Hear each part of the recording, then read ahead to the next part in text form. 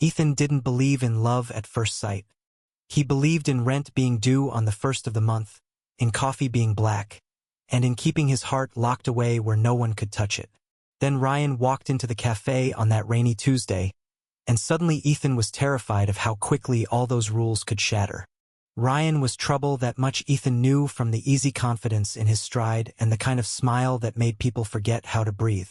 He ordered a chai latte, glanced around the room, and when his eyes landed on Ethan, it felt like being caught in a beam of sunlight after years in the dark. Ethan looked away too fast. He didn't do flirty strangers. Not anymore. The truth was, Ethan had been burned before badly. 3 years ago, his first and only real relationship had imploded when his boyfriend cheated on him with someone Ethan thought was a friend.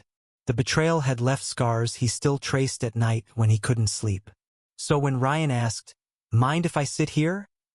with that lopsided grin, Ethan nearly said no. But he didn't, and that's how it began. Ryan was new in town, a traveling photographer who claimed he was just passing through. But Ethan could see that there was more to the story. He had a way of leaning in when he listened, like every word Ethan spoke mattered. And God help him, Ethan found himself wanting to tell Ryan things he'd never said out loud about the lonely nights, about how silence could feel like a punishment, about the fear that love always came with an expiration date. The first time Ryan touched him, it wasn't anything dramatic. Their knees brushed under the table, and Ethan didn't pull away. If anything, he leaned in just a fraction closer. It scared him how much that single moment felt like a promise. Still, not everything was sunlight and warm chai. Ethan soon learned that Ryan's past was as complicated as his own. There were phone calls Ryan took outside, whispers in the dark, and a certain guardedness in his eyes when Ethan asked about his next destination. Ethan didn't want to admit it, but part of him feared Ryan was just another beautiful passerby, someone who would leave before Ethan could even figure out what they were. The breaking point came on a Friday night. They'd been walking back from a local street festival, laughter and music still echoing in the air, when Ryan's phone rang. He stopped mid-step, answered, and walked away without explanation. Ethan stood there on the sidewalk, watching Ryan's shadow retreat under the glow of the streetlights, feeling that old ache flare in his chest again. When Ryan came back 10 minutes later, Ethan asked, "Who was that?" Ryan hesitated. "Just someone from before." It wasn't enough, and maybe it wasn't fair, but Ethan walked away that night. Days passed without a word between them. Ethan buried himself in work at the cafe, pretending the sight of Ryan's empty table didn't bother him. But every time the bell above the door rang, his heart betrayed him by hoping. It was Ryan who finally broke the silence. One evening, as the last customers trickled out, Ethan looked up to find him standing in the doorway, rain dripping from his hair.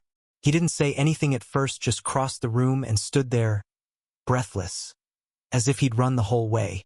"I'm not good at this," Ryan admitted. "I've been running from things for years. People, feelings, but I don't want to run from you." Ethan didn't speak, just waited. "That call," Ryan said, "was from my ex. He's been trying to pull me back into a life I've been trying to leave behind. I didn't want to tell you because I was afraid you'd think I was still tied to him. But the truth is, I'm here because I want to be. I'm here because of you." The cafe was quiet except for the sound of rain against the windows. Ethan could feel the walls around his heart shift, just a little. "You hurt me," Ethan said finally. "I know," Ryan replied, "and I'll spend as long as it takes to make it right. Maybe it was reckless. Maybe it was foolish." But when Ethan reached out and took Ryan's hand, it felt like the most honest thing he'd done in years. They didn't fix everything in that moment. There were still shadows between them, still pieces of their pasts that would take time to heal. But as they sat together, knees touching again, Ethan realized that love wasn't about finding someone without baggage, it was about finding someone willing to unpack it with you. And for the first time in a long time, he wasn't afraid to try. Thank you for listening. Don't forget to like and subscribe to stay updated with the latest videos.